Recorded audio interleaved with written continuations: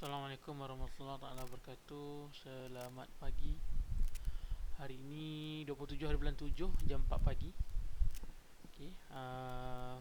Hari Isnin market akan buka lingkungan dalam jam 5.30 pagi untuk memulakan minggu terakhir untuk bulan Julai tahun 2020.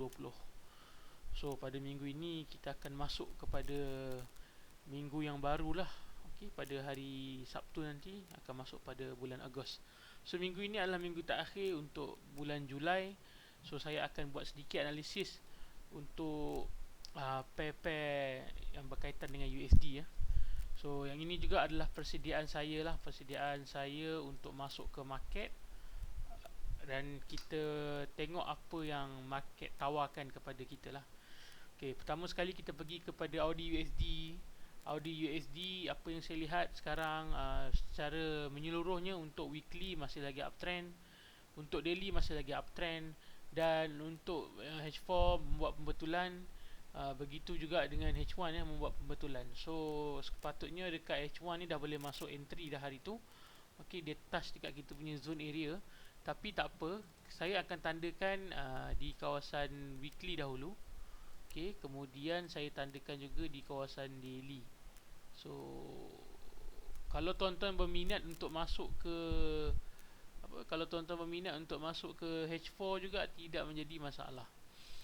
Okey, jadi H4 kemungkinan tuan-tuan boleh tunggu di kawasan inilah. Saya cuba tengok dulu sama ada saya boleh letak ataupun tidak. Okey, jadi H4 ni kalau saya kecikkan, kita boleh tunggu di area sinilah untuk H4. Okey, jadi clear dekat situ trading strategi kita. So harga sekarang dah mencecah dekat bawah, dan ini adalah satu entry yang baik lah.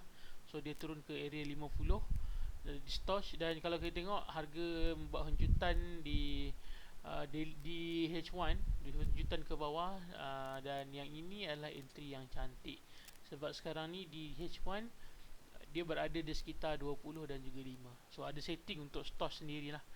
Jadi ini apa yang kita boleh buat sekarang. Kalau saya akan buat position lah, masukkan di entry position. Kita boleh follow, tapi kena berhati-hati sedikit sebab sekarang di H1 di daily sekarang membuat ekstrim daily sekarang membuat ekstrim, di mana 5 moving average ni, 5 atas ni, okay, high moving average ni dia telah keluar daripada Bollinger Band. Jadi dia sekarang sama ada akan meneruskan momentum ke atas ataupun dia membuat reversal lah. Apapun kita boleh tanda. Okay, kita boleh tanda di kawasan daily. Sekejap saya tanda. Kita boleh tanda cari kawasan support resistance yang terdekat. Jadi kalau saya tanda, yang saya boleh tanda dekat sini, sekejap saya cuba tengok apa yang saya boleh tanda.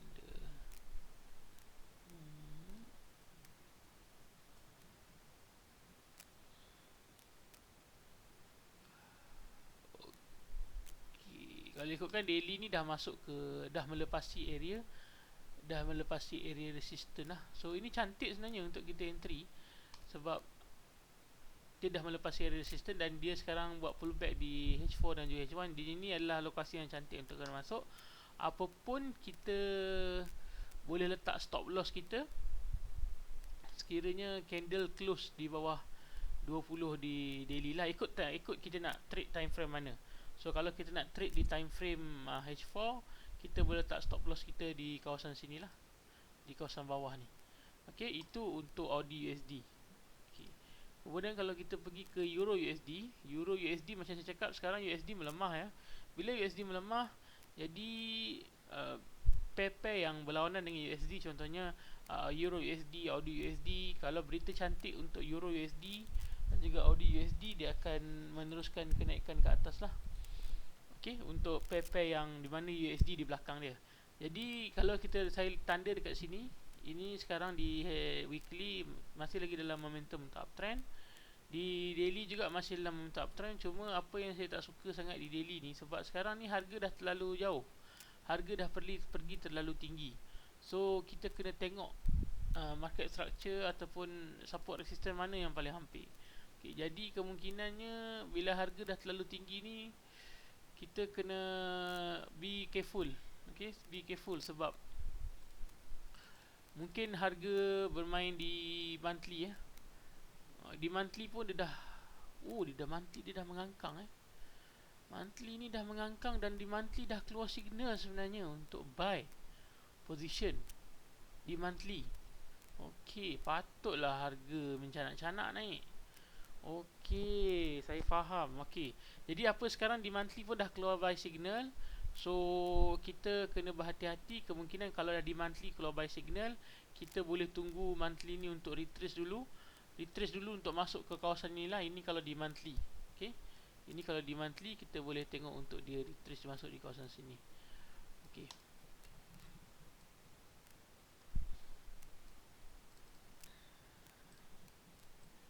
Sini monthly masuk ke kawasan sini. Ini untuk masuk di monthly lah. Okay. Ini kita boleh delete. Jadi kalau di weekly, kalau di weekly masih lagi uptrend, so weekly ini adalah kawasan kita untuk support. Okay, kita nak entry di support dan ini adalah entry di daily. Okay. Jadi memandangkan harga ni dah pergi terlalu tinggi, kemungkinan harga akan membuat penurunan dahulu lah untuk memberikan entry. Okay, dia akan menurun sama ada mungkin 1 ataupun 2 bulan ataupun 3 bulan dia akan turun ke masuk ke kawasan sini. Okay, yang seperti saya nak tandakan ni di bawah ni. Kemudian baru dia akan membuat pushback ke atas pun kita tak pasti. Itu kalau mengikut monthly. Tapi kalau mengikutkan kalau kita trade di daily masih lagi uptrend dan memang disahkan yang daily sekarang dalam keadaan sebelum ni dalam keadaan ekstrim tapi harga terus membuat kenaikan. Tu tak ada masalah yang itu. Cuma akan ada pullback ke bawah lah, yang itu insya-Allah dia akan turun ke bawah. Tapi apapun kita tunggu keesokan hari. Maksudnya hari ni kita tunggu sampai dia close. Okey, dia close apa yang jadi pada pergerakan satu hari ni pada hari Isnin. Okey, itu untuk Euro USD. Okey, untuk GBP USD, kalau Euro USD dah jadi macam tu, saya rasa saya berminat nak tengok monthly lah. Apa jadi dengan monthly sebenarnya? Oh, monthly masih lagi dalam downtrend. Masih lagi dalam downtrend untuk GBP USD. Okay, cuma untuk untuk weekly dia dah sekarang dalam membuat posisi untuk uptrend. So sekarang ni dah keluar candle, dia dah melepasi resisten pink ni, dia dah melepasi resisten di atas. So kemungkinan kita boleh tunggu di weekly untuk re-entry di kawasan biru. Okey, itu kalau di weekly. Tapi kalau kita masuk di monthly, di daily ni dia sekarang pun dalam keadaan momentum menaik. So kita boleh masuk entry di kawasan ini lah. Saya dah tandakan di kawasan sini. So saya boleh tarik sikit, saya tanda sikit. Okey, cantik. So kalau anda berminat nak masuk di kawasan H4 pun tidak ada masalah. Cuma H4 ni bila kita masuk di H4 ingat dalam masa satu hari, dalam masa satu hari kita kena tengok 6 kali lah. Sebab satu candle daily ada 6 H4. So dalam masa setiap every sehari tu mungkin 3 ataupun 4 kali kita kena tengok untuk H4. Jadi saya tak berminat di H4, saya akan tandakan di daily sahaja. Okay, bila di daily saya akan monitor. Kalau ada momentum pergerakan untuk turun ke bawah, okay, jadi saya akan batalkan saya punya order lah. Okay, untuk GBP USD secara keseluruhan masih lagi mengalami peningkatan. Cuma kena berhati-hati sebab di weekly ni, di area sekarang ni sudah berada di kawasan resisten di monthly. Cuma ni sekarang di monthly, kalau kita nampak pergerakan monthly, kalau kita tengok kepada Bollinger Band dah dalam keadaan untuk buat sideway. Okay, yang itu yang saya nampak lah untuk Bollinger Band. Tapi apa pun kita tunggu pada memandangkan kita masuk di monthly dan juga di daily. Minta maaf, memandangkan kita masuk di weekly dan daily dan juga H4, kita boleh tengok mana satu kemungkinan yang akan berlaku. Jadi apa pun saya masih lagi bias untuk buy di GBP USD. Dan sekarang ni kita tunggu sehingga bagaimana untuk esok, sebab sekarang ni ada satu apa kata pucuk dekat sini. Kita tunggu sama ada keesokan hari candle pada pagi nanti yang akan keluar ni, sampailah hari Selasa, dia boleh tak break dan close di atas ni, close di atas apa? Close di atas satu lagi orang kata area pucuk ni lah. Kalau dia dapat close di atas, jadi insya-Allah pada minggu yang penghujung ni dia akan meneruskan kenaikan. Okey, dia akan meneruskan kenaikan ke atas. Okey, yang itu penting hari-hari pertama. Okey, itu untuk GBP USD. Untuk NZD USD, okay, saya kena cepat sikit sebab saya ada masa tak banyak. Okey, NZD USD ni kalau ikutkan, cuba kita tengok di monthly apa jadi. Di monthly juga dah keluar candle, kemungkinan candle momentum naik ke atas. Okey, tak apa. So kita boleh jangkakan di weekly juga. So kalau keluar candle macam ni, kita boleh tanda di monthly. Di monthly kita tanda macam ni. Kita ambil satu warna kelabu, kita tarik dan kita tanda di kawasan sini. Okay, itu untuk monthly. Okey, nampak kemudian kita tukar ke weekly. Okay, weekly ini monthly masuk di kawasan sini. Okay, weekly di kawasan dan mengangkang. Weekly sekarang tengah mengangkang. So maksudnya NZD USD ni ada kemungkinan untuk meneruskan kenaikan. Jadi sekarang ini di bahagian NZD USD, kalau saya nampak lihat dekat sini adalah satu ruang entry yang bagus untuk saya masuk. Okey, adalah satu ruang entry yang bagus untuk saya masuk dan dia tidak jauh dengan area 50. So ini bagi saya entry yang bagus. Entry yang bagus. Dan sekarang pullback saya tengok okey, cantik. H1 dah turun habis. H1 dah turun habis. Di H4 pun setakat 50 sahaja.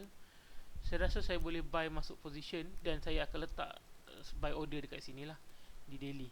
Dan kalau kita boleh tengok ada any resistance tak sekarang di daily. Okey, yang pancing puncak yang dia nak batalkan sekarang di daily adalah di sini. Ini adalah puncak yang dia nak batalkan sekarang. So kita nampaklah dia boleh henjut ataupun tidak. Okay, kalau dia boleh henjut dan batal puncak tu, itu satu petanda yang bagus. Okay, so saya akan masuk di kawasan sini. Esok kita akan tengok berapa yang kita boleh buat untuk money management. Saya akan tunjuk. Okay, untuk USD CAD sikit lagi lagi 12 lagi. USD CAD, kalau saya tengok untuk USD CAD masih lagi dalam mood downtrend. USD melemah sekarang, masih lagi dalam mood downtrend. So ini entry kita untuk di daily. Okey, ini saya kena ubah di H4, H1. Okey, ini dah cantik Okey, dah cantik, tak jauh sangat. Okey, ngangkang. Okey, cantik. Okey, kita boleh letak kita punya point of entry kita di kawasan sekitar ni lah. Okey. Okey, itu untuk H1. Okey, H1 ni cantik ni sebab H1 dia dah naik ke atas. Dia tak melepasi 20, 50. Okay, ini boleh entry yang cantik ni sebab dia dah bagi re-entry kita, dia akan bagi di daily. Sebab apa? Okay, saya faham yang itu, saya faham. Okay, dah berada dekat atas. So kita sekarang menunggu sell apa orang kata? Peluang untuk sell lah di USD CAD. Okay, itu tak apa. Cantik ni USD CHF USD CHF yang terakhir sekali masih lagi dalam mood untuk downtrend. So di sini adalah kawasan untuk kita sell di weekly, dan yang ini adalah kawasan untuk kita sell di daily. Okay. Cuma sekarang ni semua dah jatuh ke bawah, so momentum tengah kuat. Kita tunggu di H1 ni untuk dia buat satu kenaikan di atas dan dia naik ke atas sampai ke area 80 dan juga 90 untuk kita re-entry sell So itu kita kena ingat satu perkara. Dan saya rasa lagi 1 minit untuk USD JPY. Ini pun masih lagi dalam mood sell kalau ikutkan. Dah keluar momentum. Ini untuk kita masuk re-entry position kita di daily.